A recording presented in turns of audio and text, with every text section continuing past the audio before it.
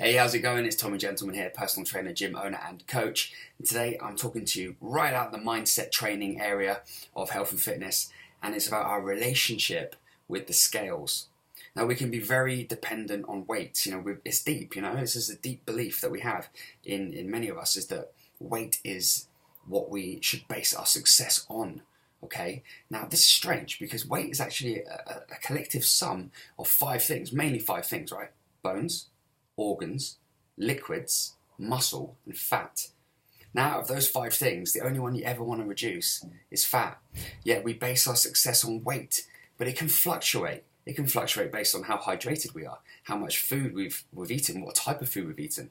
It can also fluctuate on our muscle. If we're training too hard and not fueling ourselves properly, then we can lose muscle, and it can give us a false sense of success. So, for 1 minute, think that I don't check this with my clients, because I do measure weight with my clients. However, I also measure body fat.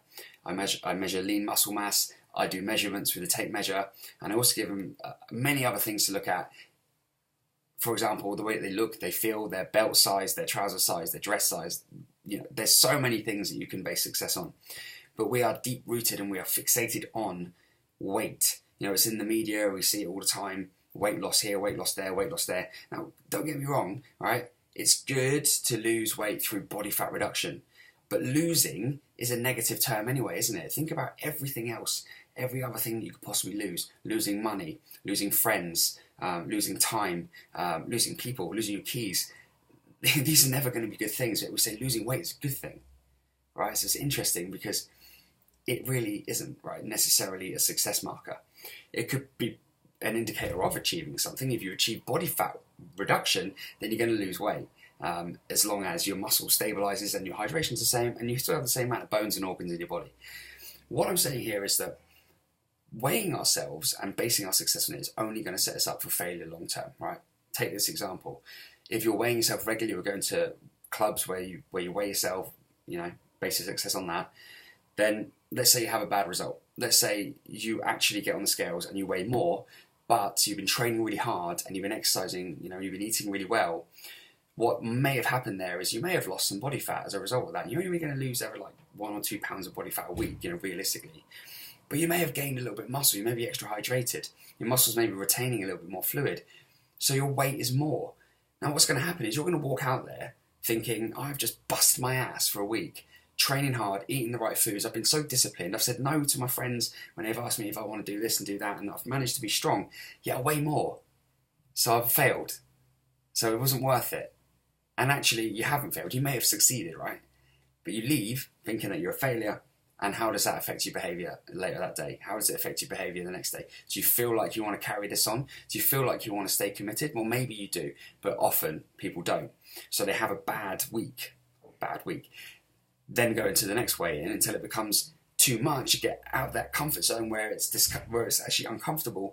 Then they push hard, and what they do, they step into a diet that's drastic. They step into an exercise plan that's just too over the top, and they damage their metabolism, they damage their muscle fiber, and it's a vicious circle.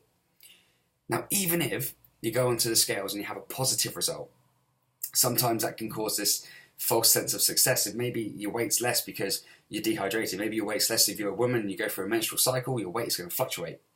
If it was up the week before and then it's down the next week, but you haven't really made an effort and you've achieved weight loss, then you're going to feel like you've succeeded, and actually maybe I don't need to work very hard. Maybe that's what I need to do is to lose weight, because it's the wrong type of weight.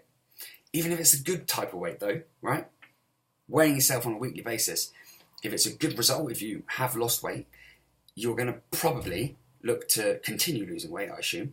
But if you go on the scales and you're more hydrated than you were the week before, or your training has made your muscles, lean muscle grow, you've added lean muscle to your body, then your weight's going to go up. And then what happens? Then you start questioning yourself again, start feeling bad. So it becomes an emotional circle here. We're going round and round. We're just pinging around this box. Ping, ping, ping, ping, ping. Feeling good, feeling bad, feeling good, feeling bad. And it's just not worth it, right? Because get your eyes off that short-term prize right now. If you're serious about it, you've got to be thinking long-term. You've got to be looking at your body fat. You've got to be looking at how your clothes fit. You've got to be looking at how you feel. You're doing this. You're interested in this topic because you want to feel better. You're interested in this topic because you want to be more confident in and out of your clothes. You know, you want to be healthier, you want to live longer. These are all the reasons why you're doing this. So, yeah, we're not walking around with like your weight labelled on your head, and no one is ever picking you up on the street and saying, "Oh, I think you weigh a little bit less. I expected you to weigh more." That is not what happens in the world. Okay, it's about success. It's about how your clothes fit. It's about how you feel, what you see in the mirror, and how healthy you are on the inside and the outside. So these things are the things we should be measuring, and these are long-term things, right? It's about a long-term process. We are always a work in progress, every single one of us. There's always something to learn in exercise and nutrition and in mindset. And it's that mindset area that people always miss. It's that mindset area that people overlook. You know, it's so important, and I'm leading the way for that. I'm flying the flag and I'm saying, let's make sure that we understand about planning, that we understand about positivity, how important that is, that we understand about people, you know, making sure that other people don't sabotage our journey, whether they realize they're doing it or not, it happens. That we know about persistence, how important it is to keep things going, and that we also know about how important progress is, right? Knowing when to celebrate your success, what success even is, and how to keep that going no matter what life throws at you. You only get this through long-term educated training and coaching, and that's something that I give my clients on Think Lean, Get Lean, my online program. So there's information below this video, and at the absolute least, just subscribe to this YouTube channel if you've enjoyed the information that this has gone on now for 6.5 minutes. It was supposed to be a 30-second video, but I'm passionate about this subject, and I hope that you've learned something, or maybe just even challenged your way of thinking today. That's all for now. I hope to connect with you very soon. Hey, comment below this video. Let me know how you're doing. Let me know your thoughts. Bye bye.